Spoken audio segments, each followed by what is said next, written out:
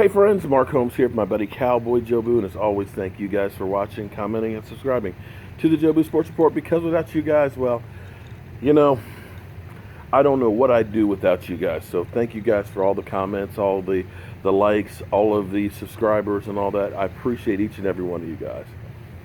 What I want you guys to know is what I try and do with this channel is give you a different perspective than what you get with the national, media that's out there. The other side of the fence. I try and go through, do my research, and when I tell you guys something, it's not something that I'm just pulling out of my ass and just saying blah. I will go ahead and do some research, and I will at least give something behind it to tell you what's going on, or at least to argue my point. Doesn't mean that it's always going to be right. Doesn't mean it's not going to be wrong. But I'm giving you what is really out there to say, okay, here's the information. You make the judgment on it. I've got so many people that just say I'm an idiot. Well, maybe I am an idiot. But I'm giving you a realistic view on things. So when I talked about Dak Prescott, a lot of you guys say he's just a flat-out bum, can't play, and so on. I try to give you some different views and things that have happened in the past to say maybe it is Dak, maybe it's just a natural progression.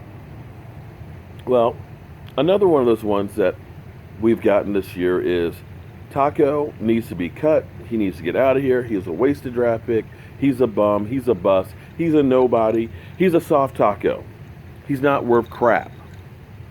Well, here's what I said originally when he was drafted. I said he was probably a second-round rated pass rusher. But the problem is the NFL is unpredictable. There was a run on defensive talent. Pass rushers were going off the board quickly, but there were a lot of cornerbacks, safeties, and stuff like that that were in the draft that was going to be there in the second and third round. But with us picking so late in the second round, by the time our second round pick came around, chances of getting a really good quality pass rusher weren't really good. So they reached a little bit on Taco. Now what I told you is this. There are very few Reggie Whites that come out of the box as a Pro Bowl pass rusher. I told you it takes time for them to develop. If you look at DeMarcus Lawrence, his rookie year, he was injured a lot. Didn't have a sack during the regular season. In fact, he got 2 sacks in the playoffs. His season was really nothing to write home about, except for the playoff game. But here we are a few years later, and right now he's got 13.5 sacks, leads the NFL in sacks.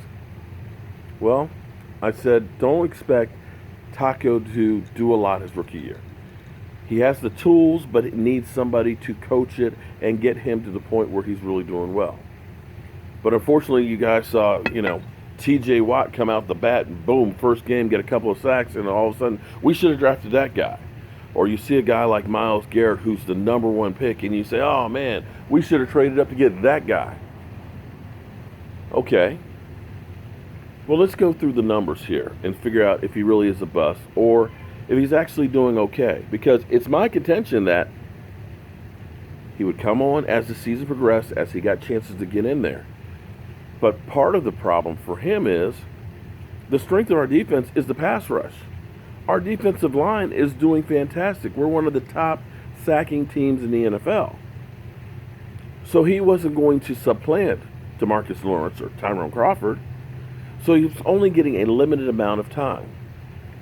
And by only having a limited amount of time, you're not really getting the feel of the game. You're not able to really get into a groove and do a whole lot. So as we look at, because I did my research here, as we look at all of the pass rushers that were drafted in the first round, we're going to compare their numbers and see where it sits. Myles Garrett, number 1 draft pick, okay? Had injury issues. On the season so far, 17 tackles, 5 sacks. Great numbers for a rookie. Over the last 3 games, he's had 6 tackles and 2 sacks. Still really good. So you can say that he's still trajecting, up. He'll get better as he starts playing more and hopefully stays uninjured. In Cleveland, he's going to have a lot of opportunities to pass rush because there ain't nobody in front of him. 13th pick, Hassan Reddick, okay? He's got 26 tackles, 2 forced fumbles, 1.5 sacks. Great number of tackles, 1.5 sacks, okay. Nothing to write home about, but hey, for a rookie of the Cardinals, hey, it's not bad.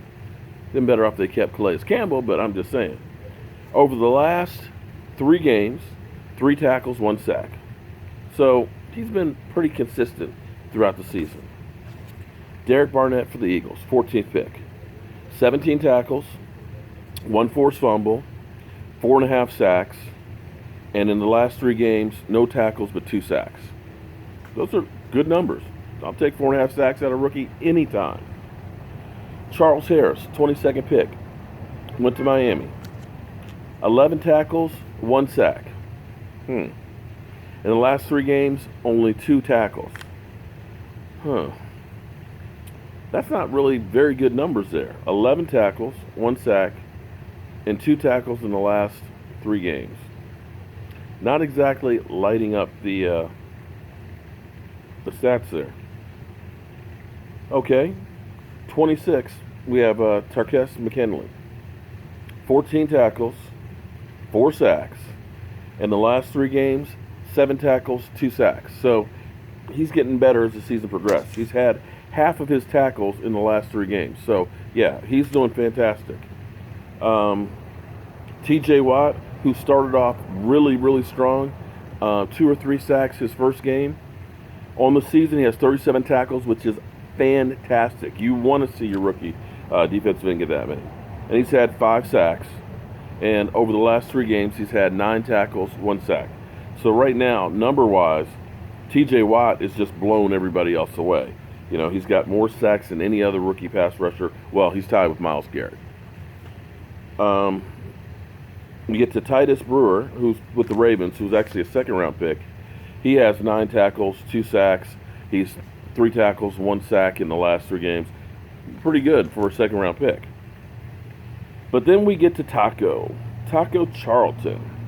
Taco, who really did not bust a grape the first half of the season, has a total of only 11 tackles on the season. 11 tackles. Not that many. He's had 1 forced fumble. Okay, that helps. And he's had 2 sacks in the season. Okay. Not exactly the worst thing in the world. It's not like he didn't have any, but quite frankly, that's better numbers than DeMarcus Lawrence had as a rookie. But over the last 3 games, let's look at the last 3 games. He's had 7 tackles, 1 sack, and 1 forced fumble. So what you're seeing is he started off really, really flat. Literally, he's had 7 of his 11 tackles in the last 3 games. All of a sudden, he's going up. He's moving on up. Give him some time. As he gets more playing time and more experiences, he will get better. So all of you guys who, after 2-3 games, said he's a bust, kick him out of here, let him go, I'll argue that, quite frankly, he's not doing bad for where he started out. That his trajectory is getting better. Now, of course, what do I know? I'm an idiot with a voodoo doll and a day job. I don't work for ESPN or NFL Network or any of those great places. But I'm just giving you the facts and the numbers. And the numbers say you might want to go ahead and hold on to him just a little bit longer and give the guy a chance. The one thing that I have to say that I absolutely positively hate about our fan base is 1 or 2 bad games from you guys are like, F them, get the bum out of here. You got to realize sometimes it takes time for guys to develop. Sometimes guys will have a bad game. Sometimes guys will be playing with some injuries. But you need to at least give them enough time to find out for sure if they are a bust or if they're the real deal. If you ended up letting go everybody who had just a bad game, guys, we wouldn't field the team. So we'll see what the Eagles do tonight, see if they help out our Cowboys. And I know It's like kissing your sister when you're talking about rooting for the Eagles. But in the end, it doesn't matter how you get to the playoffs. It's just a matter of getting to the playoffs and then seeing what you can do. So as always, friends, thank you guys for watching, commenting, and subscribing to the Joe Boo Sports Report. I'm Mark Holmes. This is Cowboy Joe Boo. And damn, this weather is nice in San Diego. I'll see you soon.